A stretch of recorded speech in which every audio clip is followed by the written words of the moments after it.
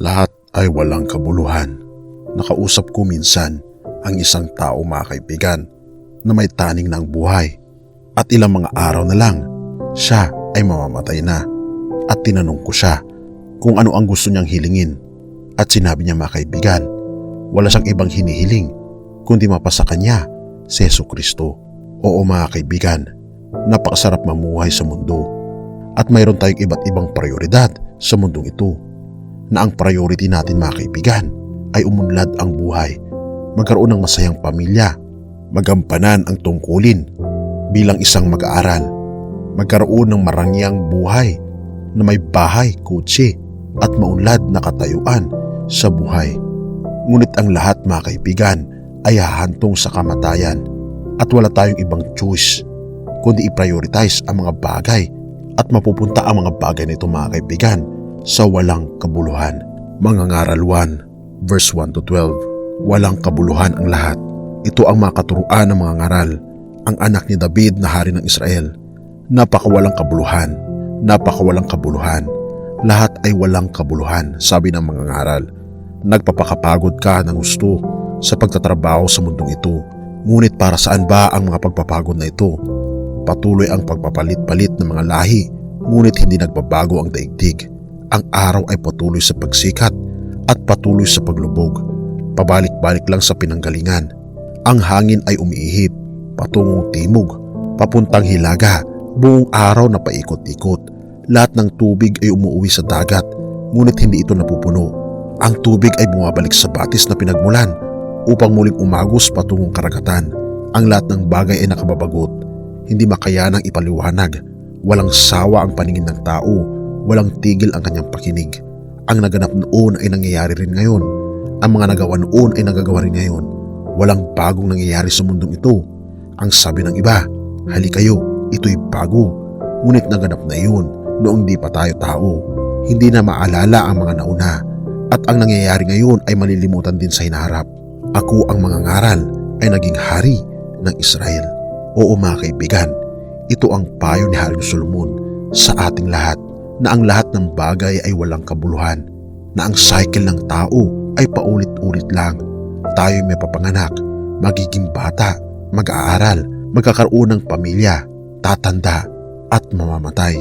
Ito ang cycle, mga kaibigan, ng buhay, na habang tayo, mga kaibigan, ay nabubuhay, ating iniisip lamang kung ano ang mayroon tayo ngayon, na hindi natin kadalasang naiisip kung ano nga ba ang buhay natin pagkatapos sa buhay na ito. At ito'y marirealize lang natin kung alam natin kung kailan tayo mamamatay.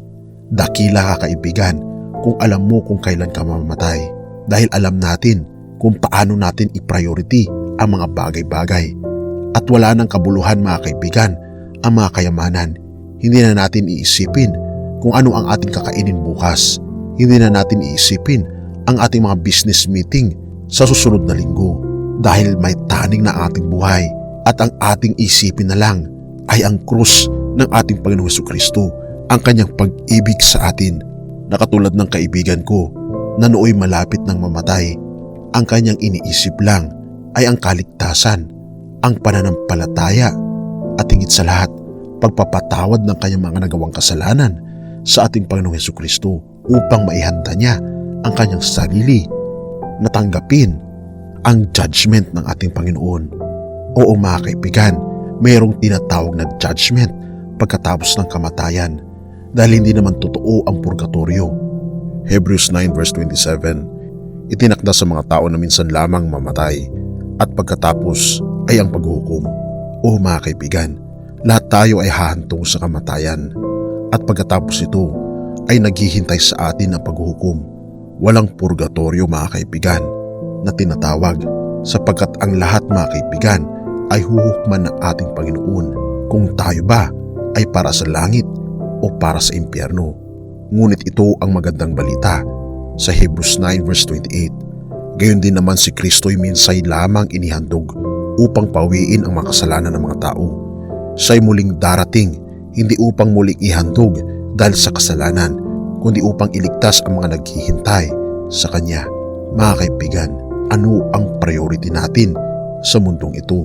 Nais ng ating Panginoon na maging handa tayo araw-araw dahil karamihan sa atin ay hindi natin alam kung kailan tayo mamamatay.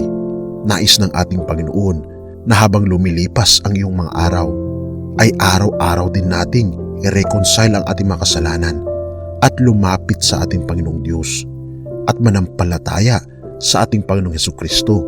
At habang tayo ay gumagawa ng ating mga ginagawa sa araw-araw, isama natin ang ating Panginoong Hesukristo. Gawin natin siyang priority sa lahat ng bagay. Sa paggising mo sa umaga, siya ang iyong prioridad. Sa iyong pagkain ng iyong mga pagkain, siya ang iyong prioridad. Sa lahat ng mga plano mo sa buhay na ito, siya ang iyong prioridad dahil siya ang magtutungo ng ating mga landasin patungo sa kaligtasan, patungo sa langit na bayan. At upang mapuno ang ating mga puso ng lubos-lubos na kagalakan, ay patirahin natin si Hesukristo sa ating puso at magpasakop tayo sa kanyang mga kagustuhan. Basahin natin ang kanyang love letter, ang Biblia sa atin, upang tayo ay tumibay sa ating pananampalataya sa kanya at ibaon natin ang ating mga paa sa kanyang mga pangako na hindi niya tayo papabayaan. Dahil ang lahat ng mga bagay ay walang kabuluhan. Tulad lamang ito ng paghabol sa hangin na katulad ng sinasabi ni Haring Solomon sa kanyang sulat sa Ecclesiastes. Ang lahat ay walang kabuluhan. Ang katalinuhan ay walang kabuluhan. Ang kalakasan ay walang kabuluhan. Ang lahat ng mga bagay na minimithi natin sa lupang ito ay walang kabuluhan kung wala si Hesukristo sa ating buhay. Mga kaibigan, kahit na mawala na ang lahat, kung mayroon si Hesukristo sa puso mo, sa buhay mo, ay nasa iyo na ang lahat dahil siya ang ating buhay mula nung nakaraan at ngayon at magpakailanman. Siya, si Hesukristo, ang ating tagapagligtas, ang magbibigay sa atin ng lubos-lubos na kagalakan, hindi lamang sa lupang ito, kundi hanggang sa langit na bayan, magpakailanman. Purihin ang Diyos at salamat kaibigan sa iyong panonood.